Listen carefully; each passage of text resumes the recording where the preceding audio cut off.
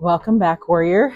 We are stretched and ready to read Alma 63. Okay,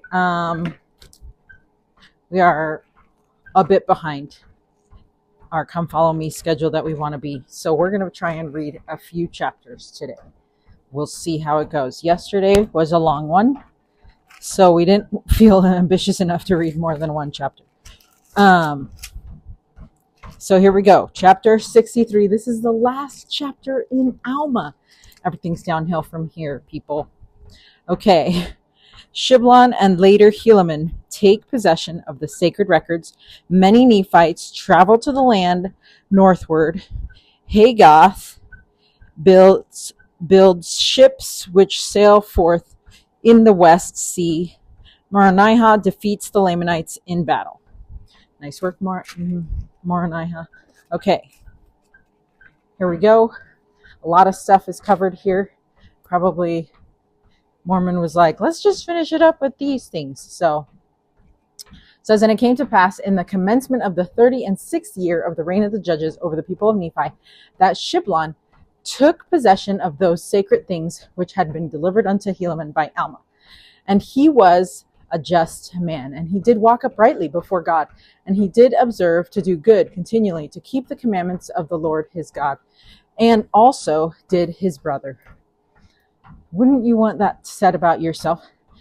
And it came to pass that Moroni died also, and thus ended the 36th year of the reign of the judges.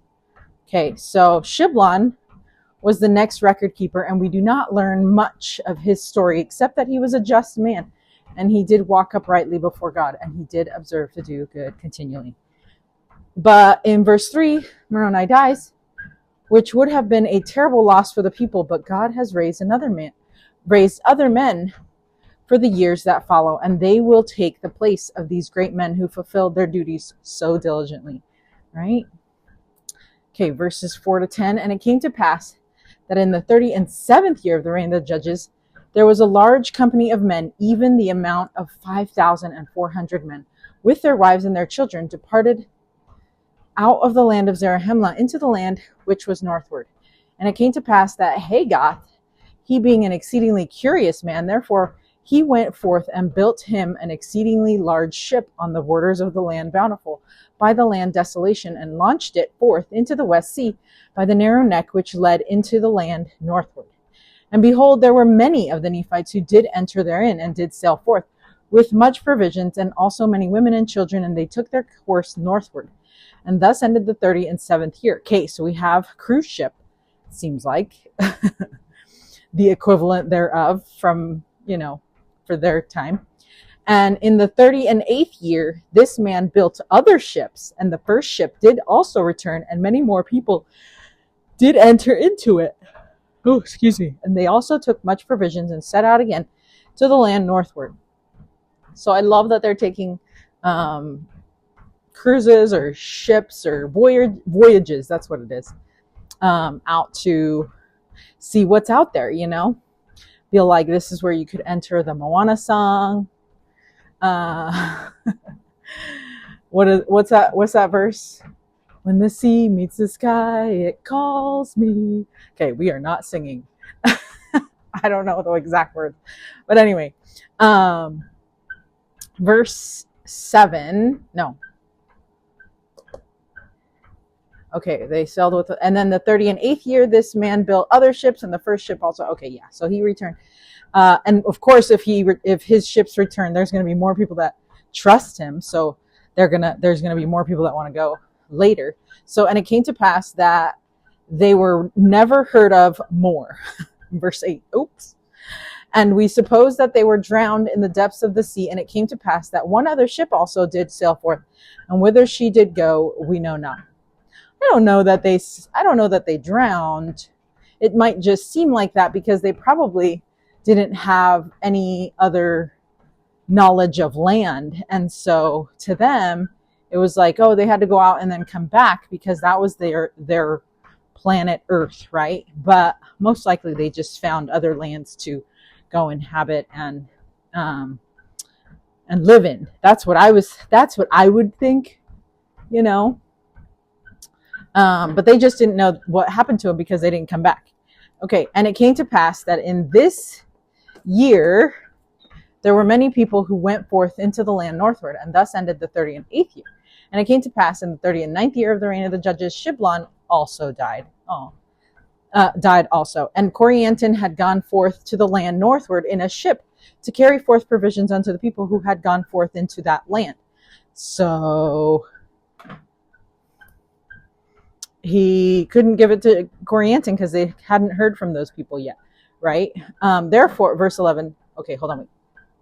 There was a commentary for this. So we learn that about the growth and expansion of the people. They're prospering, flourishing, and going to expand. 5,400 people go north to settle the land there. And then there was a man, Hagoth, who built a ship, took many Nephites, launched northward. The next year, the man returned and took more people, more provisions, and then they never returned. So the Nephites did not know what happened to them. So in verse 9, we learn that many more people went northward, and that was something Corianton was involved in. Corianton carried provisions to the people who had gone north, so some scripture scholars suggest that there might have been a trade system set up. Oh, possibly. Okay, verse 11. Therefore it became expedient for Shiblon. I need to get water. Again, my water bottle, I think I left somewhere. Okay, therefore it became expedient for Shiblon to confer those sacred things before his death upon the son of Helaman, who was called Helaman, being called after the name of his father. Don't worry, it's not confusing, right? Now behold, all these engravings, which were in the possession of Helaman, were written and sent forth. I'm going to call him Helaman Jr. Helaman Jr. were written and sent forth among the children of men throughout all the land, save it were those parts which had been commanded by Alma should not go forth. Nevertheless, these things were to be kept sacred and handed down from one generation to another. Therefore, in this year, they had been conferred upon Helaman Jr. before the death of Shiblon. And it came to pass in this year that there were some dissenters who had gone forth unto the Lamanites, and they were stirred up again to anger against the Nephites, honestly, with the battles of the dissenters, and also go do something, with your lives, stop being haters and doing the pride cycle and trying to get popularity. Okay, verse 15, and also in the same year they came down with a numerous army to war against the people of Moronihah, or against the army of Moronihah, in the which they were beaten and driven back again to their own land, suffering great loss. Well, of course. And thus ended the 39th year of the reign of the judges, who were the people of Nephi. And thus ended the account of Alma and Helaman his son, and also Shiblon, who was his son. Who was his son. So Helaman, because remember it was Helaman and Shiblon were Alma's sons, and Corianton, except Corianton went on the ship, and so we don't know where he's at. So that is it for Alma chapter 63 and for the entire book of Alma. Isn't that wild? Okay, we don't learn much about the war that they just had, other than the Lamanites were defeated, but we can see that there are always people who want to come and destroy the Nephites, and the ones that so often start the war are offended Nephites. Why are they offended? Why do we get offended? Is it because we're not doing what we're supposed to be doing? What we know we could be doing to come closer to Christ, and so we want to make ourselves feel better, but then people make us feel bad because we didn't do those things that we knew we could have done to become better, and then we get offended?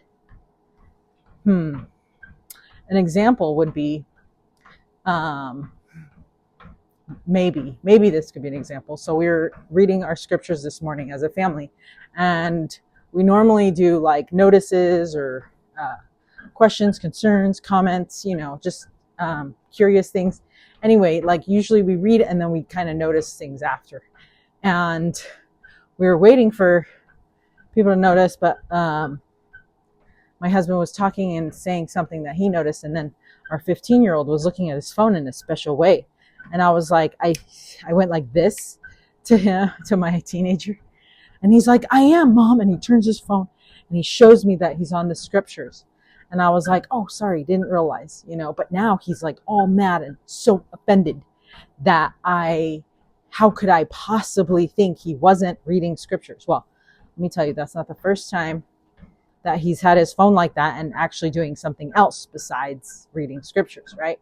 And so I was just like, I'm sorry, I didn't, it looked like you were looking at your phone the special way that you always do when you're like on social media or on texting your friends or taking a picture of the side of your face. What is that anyway? The chicaneer, I call it chicaneer pictures.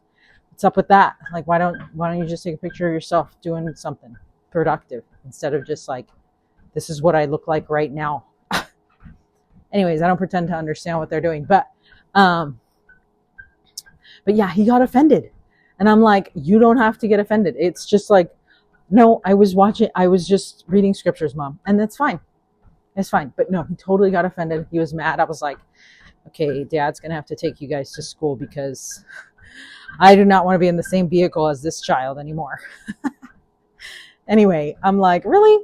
So it's got to be something like that, Maybe it's something like that. So simple that you get so offended that, oh, how dare the bishop talk about, paying tithing? Doesn't he know I pay tithing once a month and sometimes I forget? So it's a quarterly thing. But why has he got to keep talking about it, And you're just like, really? Don't get offended. Anyway, all right. Let me read it, live it, and then we can be done with this one. Only half a mile this time for this chapter, which, by the way, I love short chapters. It helps me catch up. Okay, the read it, live it is this. And it says, sometimes the borders of Zion are expanded because people are exceedingly curious. Perhaps God gave that gift to Haggith intentionally. His gift was to see what was ahead instead of being tied down to what was behind. Ooh, love that perspective. Live exceedingly curious. Yes, I like that. Because you never know what's going to be on the other side of that destination, of that place that you're curious about, right? Unless you know what not to be curious about, in which case don't get more curious about that. All right, until Helaman, we're going to be in Helaman chapter 1. Until Helaman chapter 1, stay strong, warrior, and stay curious.